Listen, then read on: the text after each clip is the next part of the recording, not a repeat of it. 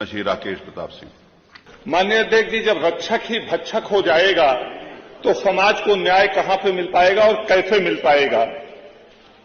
माननीय अध्यक्ष जी, पुलिस के माध्यम से भूमाफियाओं पे रोकथाम लगाते लगाते अगर पुलिस ही भूमाफिया हो जाएगी तो आम जनता को न्याय कैसे मिल पाएगा। माननीय अध्यक्ष जी, फिरौती अपहरण पे रोक लगाते हुए पुलिस स्वयं फिरौती करके स्वयं अपहरण करके फिरौती करने का काम करेगी तो आम जनमानस को न्याय कैसे मिलेगा। माननीय अध्यक्ष जी, आज पुलिस का काम हो गया है जमीनी विवाद में एक पक्ष से पैसा लेके दूसरे पक्ष को कब्जा दिलवाना। कोई घटना दुर्घटना हो जाती है तो पुलिस का एक उद्योग लग जाता है। आम जनता को, नात बात रिश्तेदार को, साथी संघातियों को उठाकर थाने में बैठाया जाता है, प्रताड़ित किया जाता है और उससे बड़ी रकम लेकर उसको छोड़ा जाता है और उसमें दलाली होती है और दलालों के द्वारा भी बड़ी रकम की वसूली की जाती है। माननीय अध्यक्ष जी, बड़े दुख की बात है। मैंने पहले ही कहा कि अगर रक्षक ही भक्षक हो जाएगा तो समाज को न्याय नहीं मिल पाएगा। मैं एक उदाहरण देता हूं माननीय अध्यक्ष जी। मेरी ग्राम सभा के बगल में एक ग्राम सभा है, एक गोगमऊ जामो थाना लगता है। बीती रात 1 बजे 12 वर्दीधारी एक घर पे पहुंचते हैं, उनका दरवाजा तोड़ते हैं, 3 लोगों को उठा ले जाते हैं। फरद, आसिफ, अभिषेक, उनको उठा के ले जाने का प्रयास करते हैं और जब 80 वर्षीय उनकी मां इस बात का विरोध करती है कि क्यों इनको ले जा रहे हो, तो 80 वर्षीय मां को भी मारा पीटा जाता है पुलिस द्वारा। अपने आप को रायबरेली का पुलिस बताया जाता है।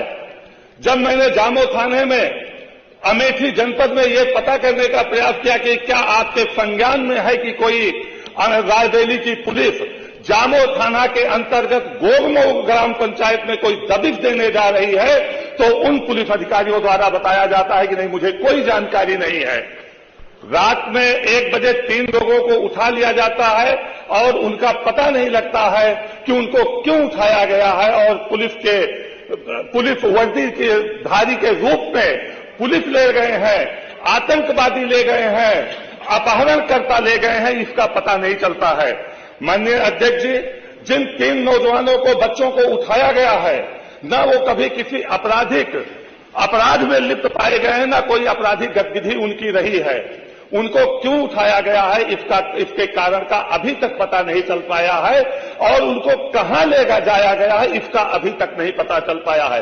माननीय अध्यक्ष जी, मैं मानता हूं कि पुलिस के वर्दी की धमक होनी चाहिए लेकिन पुलिस के वर्दी का आतंक नहीं होना चाहिए। मैं इसको दावे के साथ कह सकता हूं माननीय अध्यक्ष जी। आज पूरे उत्तर प्रदेश में पुलिस की वर्दी की धमक नहीं है, कानून की धमक नहीं है। आज इसका पुलिस के माध्यम से कानून का आतंक जन जन में पहुंचाया गया है माननीय अध्यक्ष जी, जिसकी मैं घोर निंदा करता हूं आपके माध्यम से। माननीय अध्यक्ष जी, ये 3 नौजवानों को उठाया गया है। मैं चाहूंगा कि सरकार से कि अविलंब इनको छुड़वाया जाए और किन अपराध के तहत उठाया गया है। अगर ये नौजवान किसी अपराध में लिप्त नहीं है, आपराधिक गतिविधियों में कभी लिप्त नहीं है, तो जिन पुलिस अधिकारियों द्वारा पढ़ दिया, मैंने नाम पहले ही पढ़ दिया था, नाम मैंने फरद, आसिफ सिंह, ग्राम गोगमऊ थाना जामो जनपद अमेठी के लोगों को उठाया गया है। और अगर ये किसी आपराधिक गतिविधियों में कभी लिप्त नहीं रहे हैं, कहीं कोई अपराध नहीं किया है, तो जिन पुलिस कर्मचारियों द्वारा या अधिकारियों द्वारा इनको उठाया गया है, 80 वर्षीय इनके मां बाप को पीटा गया है, इनको मारा पीटा गया है, उन अधिकारियों के खिलाफ जांच होनी चाहिए और उनके खिलाफ कार्रवाई होनी चाहिए। इस विषय पे मैं आपसे अनुरोध करता हूं कि सदन की सभी कार्रवाइयों को रोकते हुए चर्चा कराने की मैं मांग करता हूं। माननीय मंत्री जी।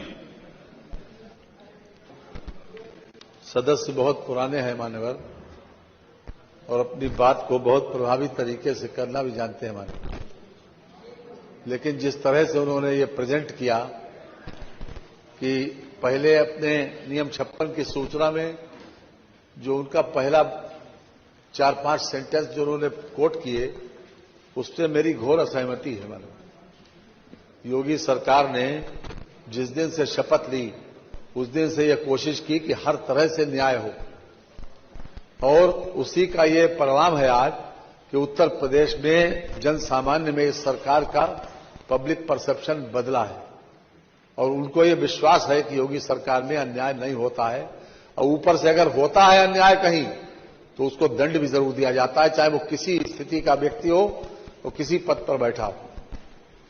दूसरी बात मान्यवर, जो आपने विषय बताया, मेरे पास सूचना आई है, अगर आप मान्यवर अनुमति से पढ़ के सुना दें। प्लीज पढ़ दे मान्यवर। जो उसका सारांश हो तो बता दें। सारांश तो इससे बहुत छोटी है, 2 मिनट बता दें। पढ़ दीजिए। इस संबंध में जो आपने विषय उठाया है, सादर अवगत कराना है कि दिनांक 5/2/24 को यह पुलिस अधीक्षक रायबरेली के द्वारा सूचना दी गई है मान्यवर।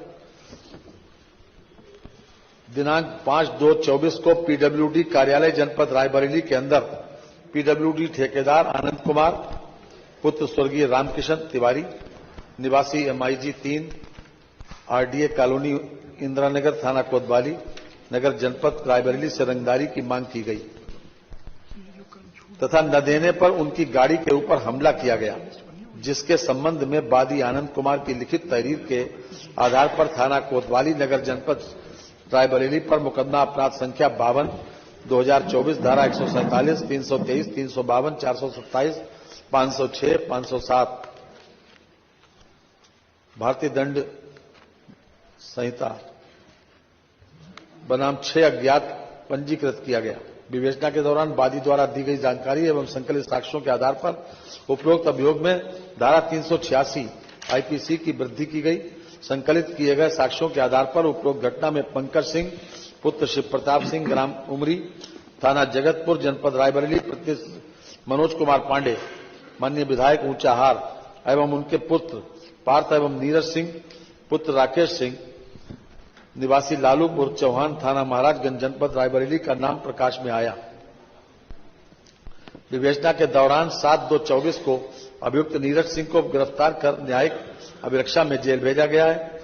विवेचना से संकलित साक्ष्यों एवं अभियुक्त नीरज सिंह से की गई पूछताछ एवं की गई जानकारी के आधार पर अभियुक्त पंकज सिंह के थाना जगतपुर स्थित निवास पर दबिश दिए जाने पर पंकज सिंह व उनका पुत्र दस्तयाब नहीं हुआ। इनके ग्राम जामो जनपद में मामेठी ससुराल में होने की सूचना प्राप्त हुई, जिसके आधार पर थाना कोतवाली नगर जनपद रायबरेली से पुलिस टीम द्वारा उनके ससुराल जाकर दबिश दी गई, परंतु ये वहां नहीं मिले। इनके द्वारा अभियुक्तों के जनपद रायबरेली में होने की संभावना जताई गई, जिसके बारे में जानकारी है तो अभियुक्त पंकज सिंह के सालों को कोतवाली नगर रायबरेली पुलिस द्वारा लाया गया, जिसका अंकन GD में रपट नंबर 23 पर 10:40 पर है। आख्याब लोकनाथ कृष्ण। ये मान्यवर थाने की सूचना है। आपने जो यहां पर वाकया बताया है कि 80 वर्षीय जो बूढ़ी मां थी उनके साथ अभद्रता की और कुछ लोगों को नाजायज तरीके से रखा, मान्यवर अभी मैं उनसे इस बारे में बात भी कर लूंगा पुलिस अधीक्षक से, और अभी आज शाम तक ही मैं इसका जवाब भी मानवर डिटेल दे दूंगा। लेकिन ये चूंकि वहां से आई थी इसलिए मैंने मुनासिब समझा कि आपके संज्ञान में माध्यम से अवगत भी करा दें, मानवर आपको भी अवगत हो जाए। मंत्री जी ने कहा शाम तक उसकी रिपोर्ट आज ही रख देंगे।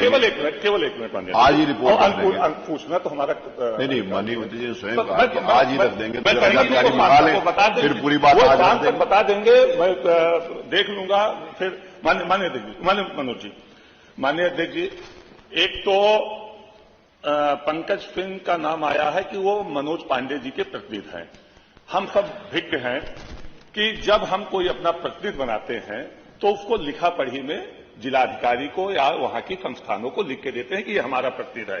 क्या वहां की पुलिस ने कोई इस तरह से प्रपत्र इकट्ठा किया है, कहीं से निकाला है कि मनोज जी ने कभी उनको प्रतिनिधि बनाने का पत्र जारी किया है? एक तो इसकी जांच हो जाए।